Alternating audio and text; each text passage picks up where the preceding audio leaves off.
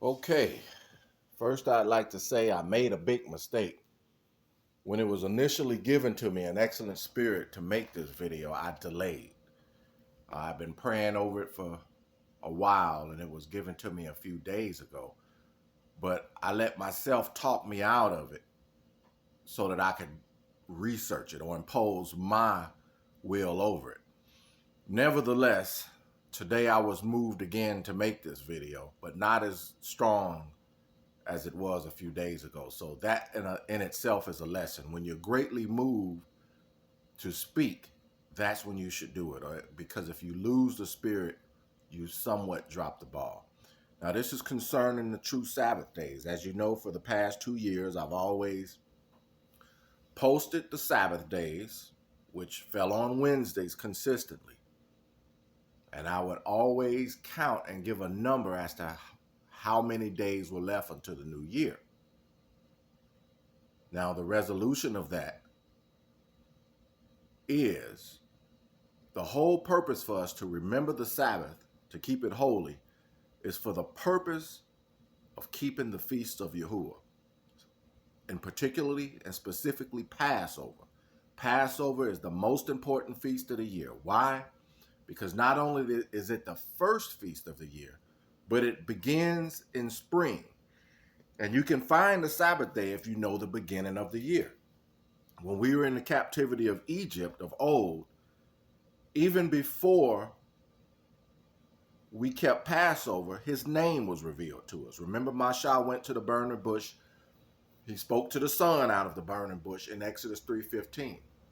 And for that purpose, he said he even raised Pharaoh up, was so that his name would be declared and remembered throughout all the earth. And remember, at the end of verse 15, that was a commandment that his name would be remembered. His name, he has one name, Yahuwah. That was also the Son speaking, which reveals a mystery because Yahuwah is the beginning of his own name. But getting back to that, that was one of the first commandments. So when Mashah and his brother Aaron went back to Egypt, to Israel, he revealed the name of the God of their forefathers and commanded them that it be remembered. That was even before the first Passover. So if you remember that, all things in Scripture has a purpose and an order to it, even in this days, in the modern captivity. Passover is the only feast that we can keep in our captivity. I won't go into details if you study. For those of you who know, it's the only feast that no matter where you are, you keep it. It's not meant for you to be going out to no fancy restaurants. It's a solemn feast that you keep at home. Only those who have been taught or baptized on the ways and the ordinance of this sacred feast can draw near and keep it. Therefore, not everybody can come and draw near you and keep it in your home. Now, getting back to the Sabbath, that's the importance of the commandment, remember the Sabbath to keep it holy. Because if you remember the Sabbath days, if you forget the Sabbath days, you will forget the actual seasons when to keep Passover. We can't keep the first fruit or the tabernacles in the lands of our captivities. So, any wise person, when new information is given, you correct that which you did in error and you go forward from there. I believe it was in 2018 when I derived the true Sabbath day based on scripture and observation. The vernal equinox, it takes three days for the moon to come in. I'm just going to give you a little history first. And I believe it was Wednesday that the new moon actually appeared in the sky with the sun on March 20, the vernal equinox, which is a physical sign in the heavens. And if you know the scriptures, it says the moon shall be a witness to the sun, because the moon, the days of the year are solar days, as it's written in the book of Enoch, 364 days, not 365. Therefore, no, it was Thursday that we witnessed that, and my brother Demetrius and I went out there and we took a photo, and I noted it. And from that point forward, I began to list the Sabbaths. Well, here's the error. The first year, it fell consistently on a Wednesday, and that was true. That was in 2018. But in light of new information, you cannot keep that which is perfect, as it's written in the book of Enoch. Only a 364 day brings in the days and the seasons perfectly. You have 7 days in a week, or a Sabbath. 7 can go into 364 exactly 52 times. But the Gregorian calendar is erred. It's flawed. It has many flaws in it. And we have to make compensations for those flaws.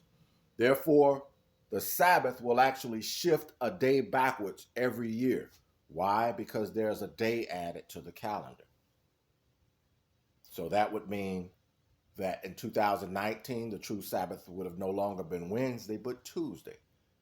And then in this past year, it would have shifted back again to Monday. Now, on a leap year, you have 366 days, 2 days added.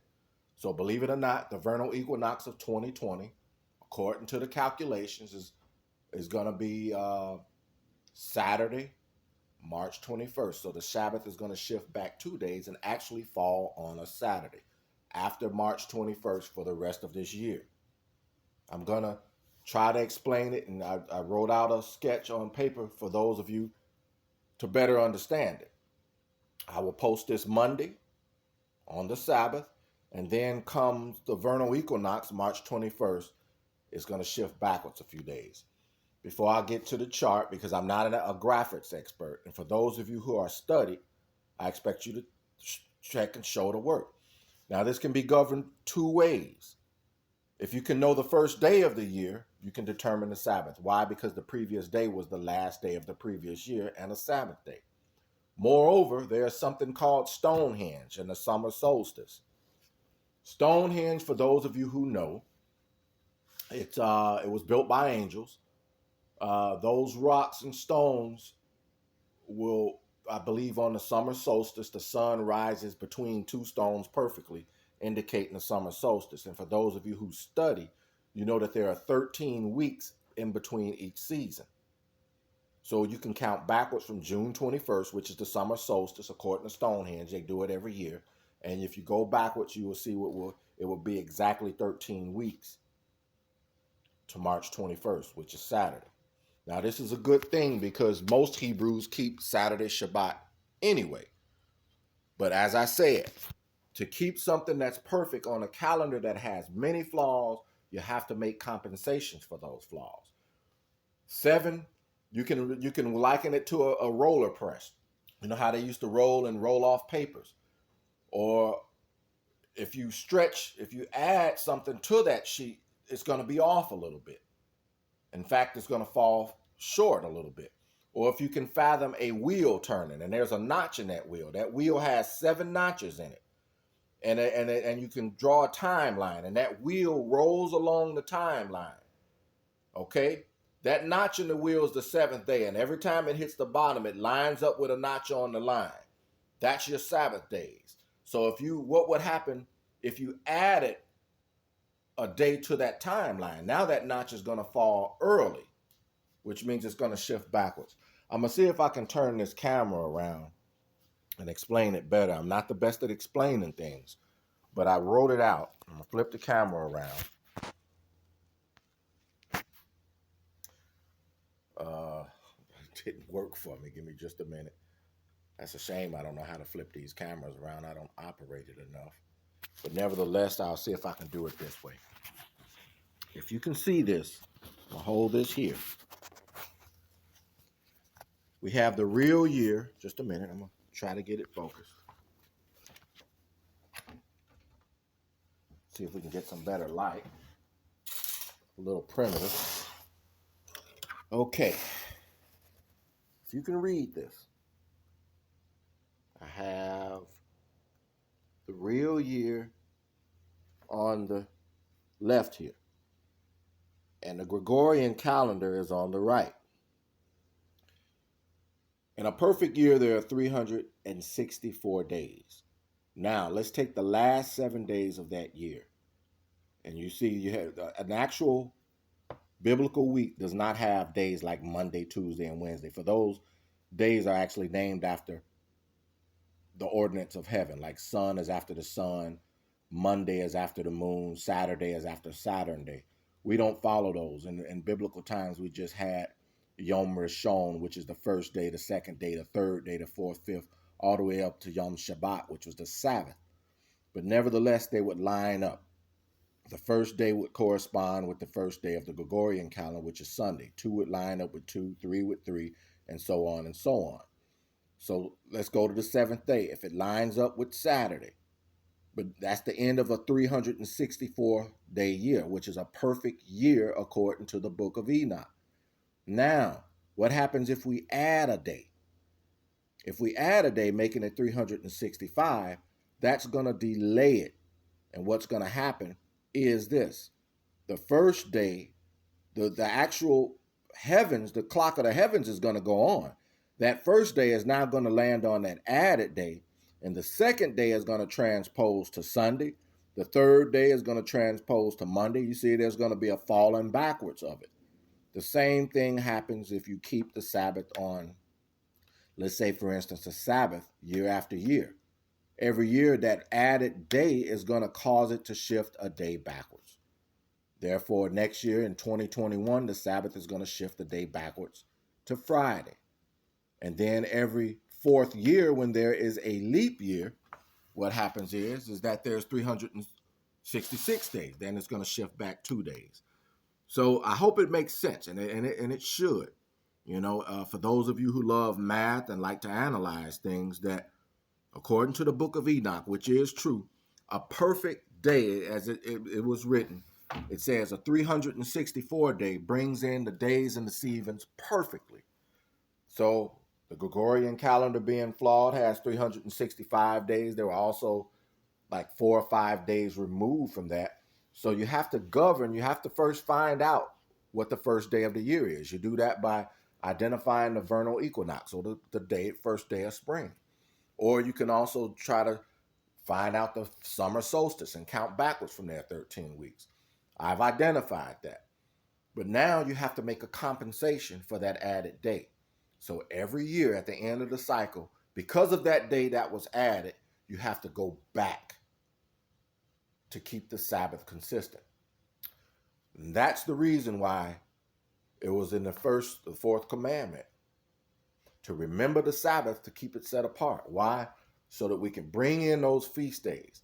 And this Passover is going to be more important than ever, because the time of the Gentiles are coming to an end. We see Yahuwah's bringing plagues over the whole earth.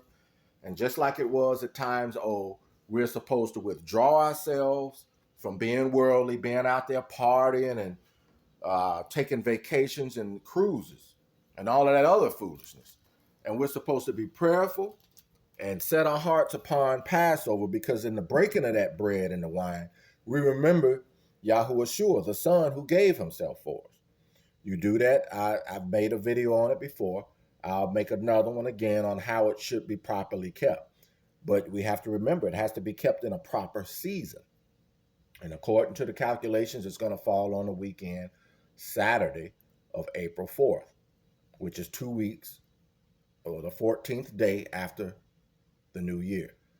So, once again, check my work. If you have questions or comments, express them, because this is an ongoing thing. You learn in the process of doing, which is why I've always listed and numbered the days, so that I can observe how this is working from year to year. And in the light of new information, you make corrections. The whole purpose of this is to identify the actual proper season to keep Passover. Because just like Yahuwah only has one name, there's only one true Sabbath, and there's only one true season to keep Passover. And just like his word, he says, add nothing to it or take nothing away from it. It's the same way with the true biblical year. Add no days to it, no remove any from it.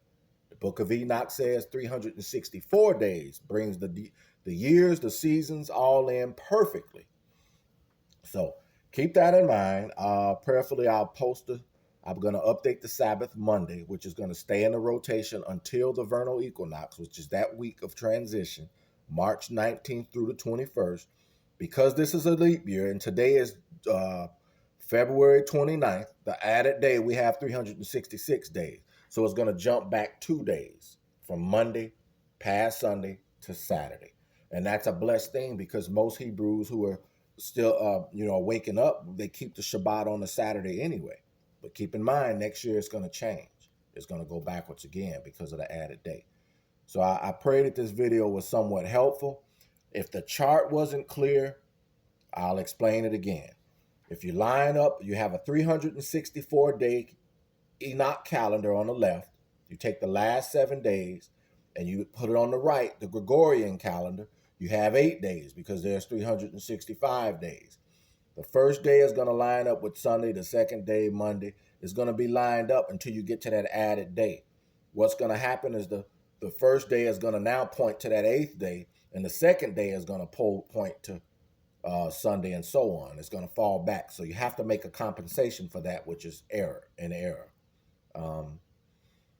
If I had use of good graphics, I could demonstrate it. Like I said, it's up here. I said it again. It's like a press. When you roll off a press, that image on the press is going to fall in the same spot on that roll every time. But if you stretch the paper or shorten the paper, it's going to be off. And that's the best as I can liken it to. So once again, I hope this helps. And this should clarify some of the questions when I post Shabbat Shalom. This is the such and such day of the biblical year, Monday instead of Wednesday. Like I said, I started doing this 2 years ago. This information was given to me a few days ago. I should have made the video then. I repressed it until I can look in it more. But here it is. And I hope you can gain from it. And those of you who are studied, post your questions or comments. Or for those of you who love mathematics and you have a heart that's given over to wisdom and study. I'm not perfect. If you see something that may be an error, that's what we're here for, to discuss amongst one another and to arrive at the actual perfect season, which is in heaven, so that we can keep this Passover properly, because it's ever more important that we keep it now. Okay. Thanks for listening.